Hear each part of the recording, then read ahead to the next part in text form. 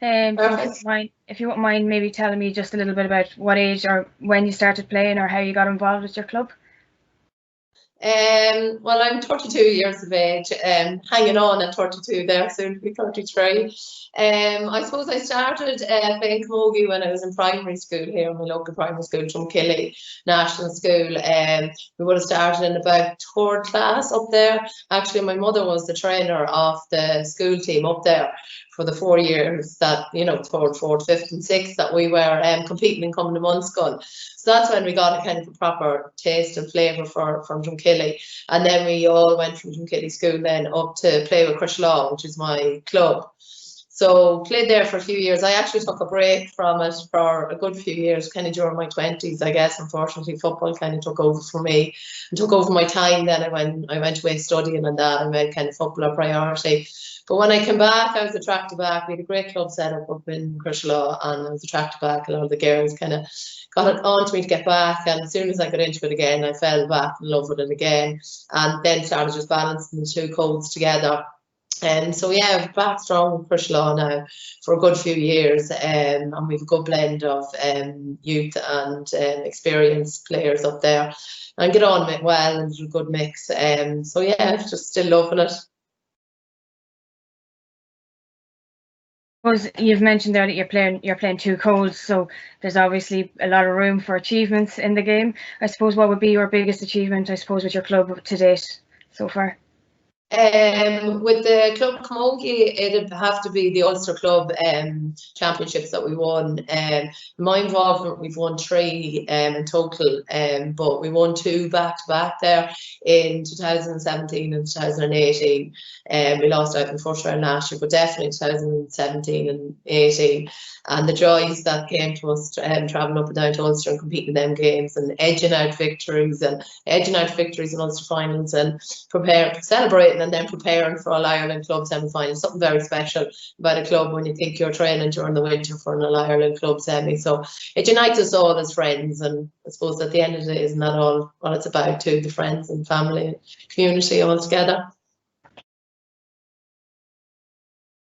I suppose how often or how regular would you train during the week, or what would the training regime be like for you? Well, I suppose at the peak of we say like January, February, March time, when you're talking about trying to get pre-season in for both. I suppose you're on the pitch about 5 times a week. You know, you're training maybe with football twice a week, camogie 3 times a week, and you're mostly doing training sessions then. So that can be hard slogging, you know, every evening. You know, it's the dark, dreary evenings, them evenings too, and you're getting wet. But anyway, then it leads you into the nicer time of the year when the league starts up. So training kind of eases off. You're not doing as much middle of the week, you know, you're kind of saving the legs for the matches at the weekends. But you still generally are out between the 2 5 times a week. You know, you might have 2 matches at the weekend, but during the week you're kind of more mind in the body. And then when championship comes, you might only do 1 or 2 one session per code during the week, because you might have camogie championship on a Wednesday and football championship on a Sunday morning. So then you might have camogie training only on a Monday in preparation for your championship game on a Wednesday, and then football training on a Friday in preparation for your championship game on a Sunday, and that'll really be it. It's really the fun times, because all you're doing is playing games and full focus on them. You know, you might be going through strategies or set plays and maybe free taking. Well, I leave that to the rest of them, they can do the free taking, but puck outs and all that sort of thing. So training has definitely eased off. You kind of have the hard work done by then, please God, pre-season and all done. So it's just about enjoying and trying to get the best out of your body when it comes to match day. Have you any superstitions or any pre-match rituals that you like to do before your matches or anything like that? No, I wouldn't be too bad. I suppose on big games, depending on the time of the game, I actually always go up to the graves up here beside the chapel next to me. Just there's a few people that like to say a prayer for me up there. So I'd visit the graves the morning of the game. Well, being realistic, if it's an early morning game, I might have went the night before or that. But I generally do that, up, get the breakfast, up to the graves, come home, kind of chill out a bit, eat a bit more and listen to a bit of music and then head in. It's nothing too structured, but Well, you mentioned now that you have had a lot of success actually with your club. Is there anything that you would like to, I suppose, achieve in the future? Is it maybe with your county now? Is that the next goal for you? Well, both, I suppose. Definitely with the club, or the dream would be to try and make an All-Ireland junior club championship final at some stage, you know. But you just never know what can happen year in, year out. You know, you can lose girls going forward. We've a couple of girls, you know, that are on the older edge. You don't know what's going to happen with them, whether they're going to continue playing their sport or not. Young ones maybe potentially going travelling and all these lifts. You just don't know if we're going to keep our close-knit group together either.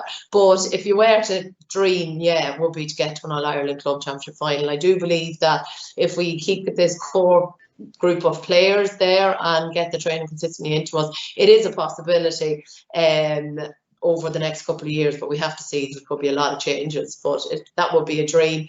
And then on the county scene, because we're only new out, I suppose building a bond and a camaraderie, and that within Cavan, Camogie, trying to build that so it entices youngsters all over Cavan to want to come in and play Camogie for their county. Like a lot of the young girls have that for their club, for their football, and for Cavan football, and dream to play for Cavan football, because it probably is looked upon as the #1 sport in Cavan. But I suppose going forward, the focus on setting up a Camogie team here in Cavan is to try and get girls into the mentality of dreaming of putting on a Cavan Camogie jersey and going out and competing, and just building on that game by game, putting our stance on the sport, winning games, I suppose, going forward, like competing well in this Nancy Murray competition. Don't know, maybe next year going on, potentially getting into a place in the Premier Junior, and just building a name for Cavan Camogie within the county, and then go on further and represent Cavan in Ulster and progress on to an Ireland stages down the line. But I suppose just for now, it is making stance on Cavan Camogie and people having pride in representing their county in Cavan Camogie, making it competitive and making it a dream for young ones to complete, I suppose.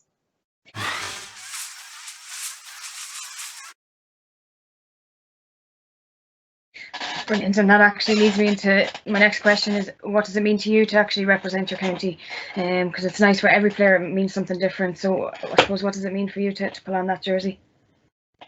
Yeah, it's very special. I suppose any day you do represent your county, it's a nice thing to be able to do.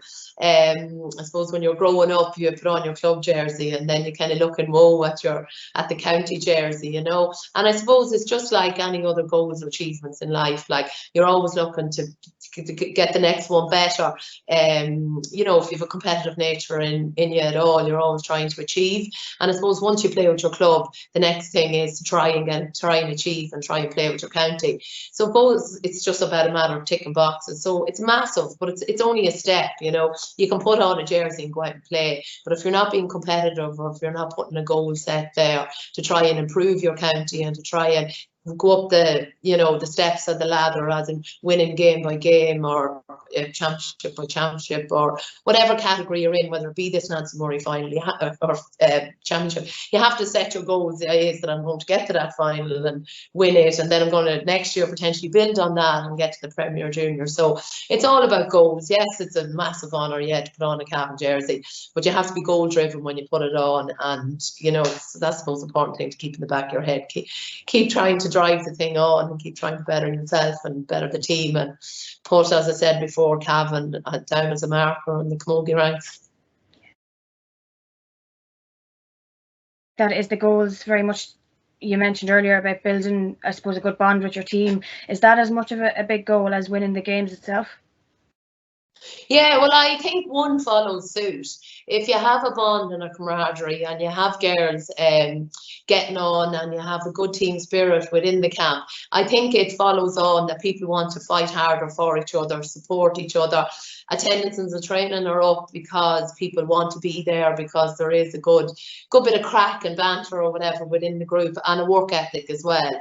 You know, the fun will follow the hard work, I guess. And it's just all about building a rapport, and the rest should follow in. The hard work will follow when you build a good rapport. You see that's how successful clubs, they build such a good bond within each other, within the camp, that people want to show up to training, they want to work hard, because such and such, my friend beside me, is putting in the effort, I need to put in the effort too.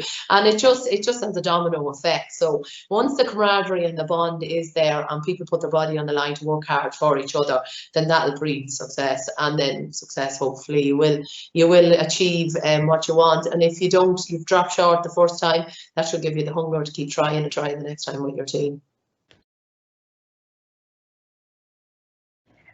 And how have you found the training sessions in the last couple of weeks? Obviously, with everything going on, it's very uncertain, but there is light at the end of the tunnel. There is games going ahead. They're penciled in, they're scheduled in. So how have the trainings been, I suppose, in the lead up to these games coming up? Yeah, like that. I think everybody's just excited maybe to get like the county games going, because I suppose the future of the club scene now is unknown, whether we'll see any other club action. But I suppose anyone that's in on the county panel now, they are excited, because I suppose there's not really much else like going on as such. So they're just happy to be surrounded by a team again and build that bond again. You know, I suppose the first night out, you can kind of see maybe a little bit of edginess going, or what's going to happen, or that you mightn't have the same bounce or buzz around. But slowly but surely, like after the third night, you can see that people are just setting back into the flow of things again, and it's becoming normal, pulling up and breathlessly, putting on the boots and running out with the girls again. And I think within 2 weeks, or as the training sessions go on, it'll just be the norm again, and people will just be looking forward to the games. And I think it'll be important once the first game's over, then I think people will be just flying it after that, and just happy to be out mixing, playing games again. Oh, you're an experienced player at this stage, but do you still feel nervous before games? Do you still get the butterflies in the stomach? Yeah, well, I always try to rub it off. It's not nerves, it's excitement. So I don't know, but it's more that adrenaline of, oh, I can't wait to get out to the pitch, or can't wait to have the warm-up done, or can't wait to have the first touch done. I don't really overthink or analyse the game or what I'm going to do or whatever. I just kind of let, ball by ball, play by play, let that advance itself. Like, no game goes by without a mistake, so you can't hone in on it. It could come in your mistakes might all come out in the first 10 minutes of the game, which is unfortunate, but mistakes will happen. So it's just more like, concentrate on what you can do to keep improving the performance of the team and your own performance. But generally, it is just like excitement, just to get the game started and be in the midst of it and be in that mindset of full focused, and the adrenaline more so.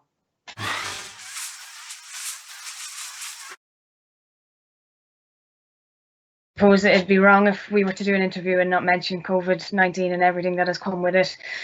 For a long time there, I suppose this year we didn't have games. We had absolutely nothing going on. So I suppose for yourself, was there anything that you done upskilling yourself, or did you learn anything new? Did you try anything?